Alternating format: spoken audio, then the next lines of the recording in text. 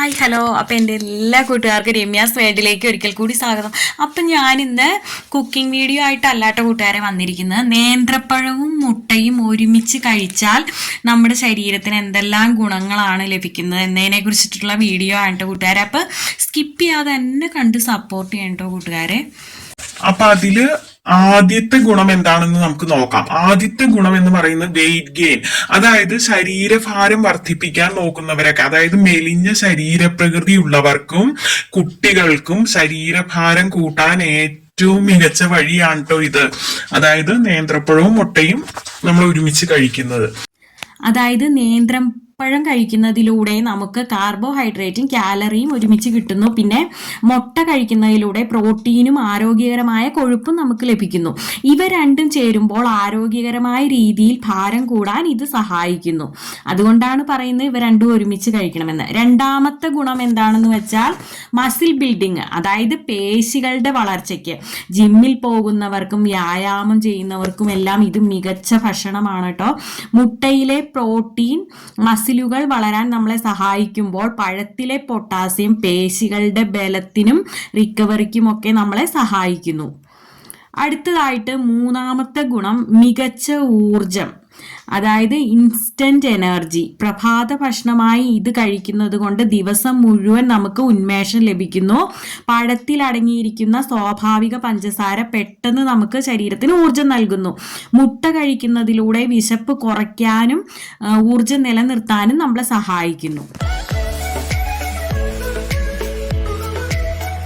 അടുത്തതായിട്ട് നാലാമത്തെ ഗുണമാണ് പറയുന്നത് ഏത്തപ്പഴവും മുട്ടയും ഒരുമിച്ച് കഴിക്കുന്നതിലൂടെ കുട്ടികളുടെ വളർച്ചയ്ക്ക് കുട്ടികൾക്ക് കൊടുക്കാവുന്ന ഏറ്റവും മികച്ച ലഘു ഭക്ഷണമാണ് ഇത്.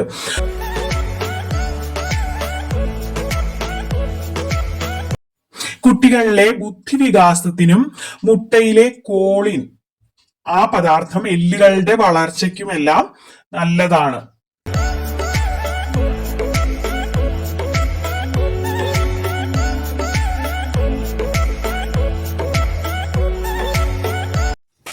ഇനി നമുക്ക് ഈ ഏത്തപ്പഴവും മുട്ടയും എല്ലാം എങ്ങനെ കഴിക്കുന്നതാണ് കൂടുതൽ ഉത്തമം എന്നുള്ളത് നോക്കാം. ഈ ഗുണങ്ങൾ പൂർണ്ണമായി ലഭിക്കാൻ ഇവ പാചകം ചെയ്യുന്ന രീതിയും പ്രധാനമാണ്. പുഴുങ്ങിയ നേന്ത്രപ്പഴം പച്ചയായി കഴിക്കുന്നതിനേക്കാൾ അല്ലെങ്കിൽ നമ്മൾ വറുത്ത് കഴിക്കുന്നതിനേക്കാളൊക്കെ ഗുണം ചെയ്യുക ആവിയിൽ നമ്മൾ പുഴുങ്ങിയെടുക്കുന്ന പഴം കഴിക്കുന്നതാണ് കേട്ടോ. ഇതാവുമ്പോൾ നമുക്ക് ദഹിക്കാനും എളുപ്പമാണ്. ഇനി അടുത്തത് പുഴുങ്ങിയ മുട്ട എപ്പോഴും പുഴുങ്ങി കഴിക്കുന്നതാണ് കൂടുതൽ ആരോഗ്യകരം. ശ്രദ്ധിക്കുക. അടുത്തതായിട്ട് ഡയബറ്റിക് പേഷ്യൻസ് ശ്രദ്ധിക്കേണ്ട കാര്യമാണ് പറയുന്നത്. പ്രമേഹ രോഗികൾ നേന്ത്രപ്പഴം കഴിക്കുമ്പോൾ മിതമായ അളവിൽ മാത്രമായിട്ട് കഴിക്കാൻ ശ്രദ്ധിക്കണം. കാരണം ഇതിൽ പഞ്ചസാരയുടെ അളവ് കൂടുതലാണ്. അതുപോലെ ദഹന പ്രശ്നമൊക്കെ ഉള്ളവർ രാത്രിയിൽ ഈ കോമ്പിനേഷൻ ഒഴിവാക്കുന്നതാണ് കേട്ടോ കൂട്ടുകാരെ നല്ലത്. അപ്പോൾ കൂട്ടുകാർക്ക് ഇത് ഇഷ്ടപ്പെട്ടിട്ടുണ്ടെങ്കിൽ നിങ്ങളുടെ ഫ്രണ്ട്സിന് ഫാമിലിക്കും ഒക്കെ ഒന്ന് ഷെയർ ചെയ്യണം കേട്ടോ കൂട്ടുകാരെ.